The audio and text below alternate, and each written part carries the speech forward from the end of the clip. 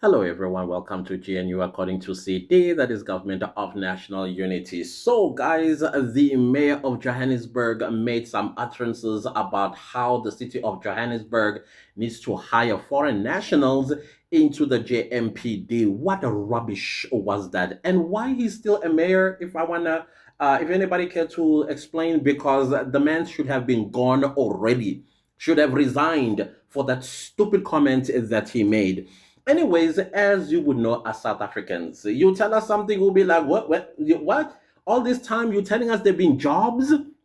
And so the youth of Soweto gathered today and they marched to the office of the mayor, this Dada Morero person who said foreign nationals, that, oh, there are jobs in the city of Johannesburg for foreign nationals.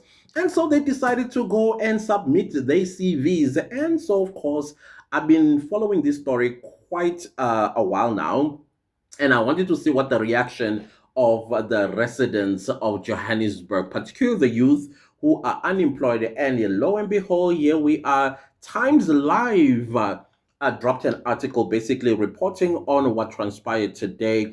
This article is by Times Live, like I said, dated 28 August 2024. And the article was released at 12:15 this afternoon. The reporter being Ratabile Khadebe.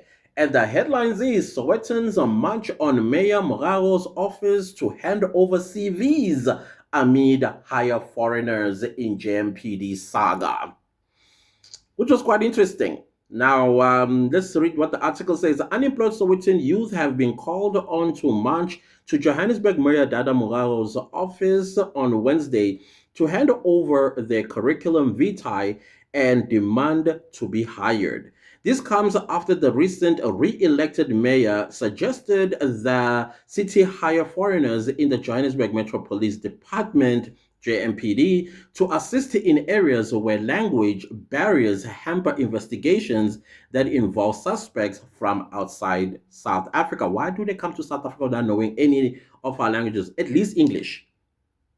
Moraro made the remarks during an ANC Lekgotla gathering. The mayor later renegated on his stance and apologized after opposition parties lambasted him, saying hiring foreigners would worsen the high youth unemployment rate. In a video shared on TikTok, two individuals invited youth living in Soweto and surrounding areas to join a march to the mayor's office. They argued that if Mugabe has plans to hire foreigners, it means that there are vacancies in the JMPD for unemployed youth, which is true actually.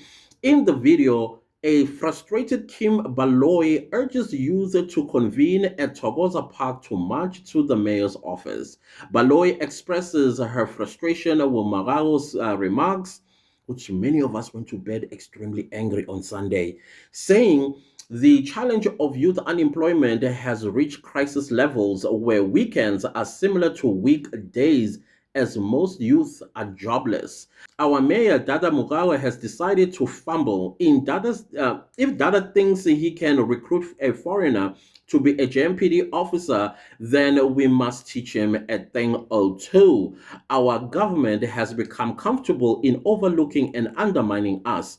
It is clear there is employment in South Africa, but the government is not considering South Africans. We need the jobs so we can all follow each other to his office and hand over our CVs.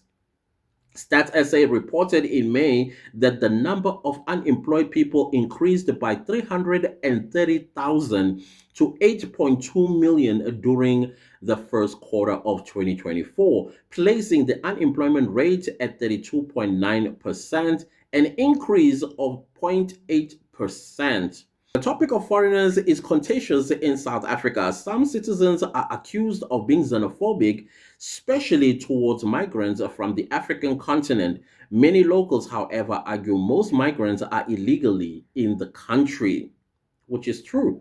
Yeah, they always throw this at us. Listen, for a whole mayor to say what he has said, clearly he is indicating that there are jobs in the city of Johannesburg. But now the question is, why are they not hiring South African citizens? Which also now brings this mind that how many foreign nationals are exactly working for our municipalities, working for our provincial government, working also in the national government? And I don't mean those that are legally here. Maybe they have like a special skill of some sort, which is also a question. Why would South Africa be looking for special skills? Why are they saying about our higher education credibility? Why don't we have these so-called special skills being taught in our universities, colleges, and FETs? FETs, FET, no, not FET, whatever they're called, because ever since they changed names and all that stuff, it got confusing. FET, of course, has something to do with the bank, I know. Now, that's the question. Can they do an audit? Because there was a time, I think it was 2 years ago, a whole station commander of the SAPS was a man from Mozambique. He is being a police officer, starting from being a constable and climbed the ranks all the way till he became a station commander of one of the big police stations in Johannesburg. And he was from Mozambique. And that's the question as well. It begs about the South African police service. How many foreign nationals that are purporting or pretending or stolen South African people's IDs and they are police officers in our police force? This is exactly what I mean about national security risk. Because if South Africa, for example, let's say inside the SAPS, we have Zimbabweans, and let's say there is some kind of diplomatic situation between South Africa and, and Zimbabwe, do you think those Zimbabweans are going to pay allegiance to South Africa in the blue uniforms that they're wearing, or to Zimbabwe, their country, their home country? Are they not going to sabotage us? Same goes with very key positions in our government. Should we go to war with other country on the African continent? Are we not compromised? Our national key points, particularly our military advantageous points, are we not at risk? Do these people even think the ones that are selling jobs, or you get jobs if you open your legs or if you go on your all fours? Because we know about this. We know about this. So that investigation needs to happen. That audit needs to happen. And I am telling you, as tomorrow is going to exist and the sun will shine, we are going to find hundreds of thousands of foreign nationals that are working from local government all the way up to national government.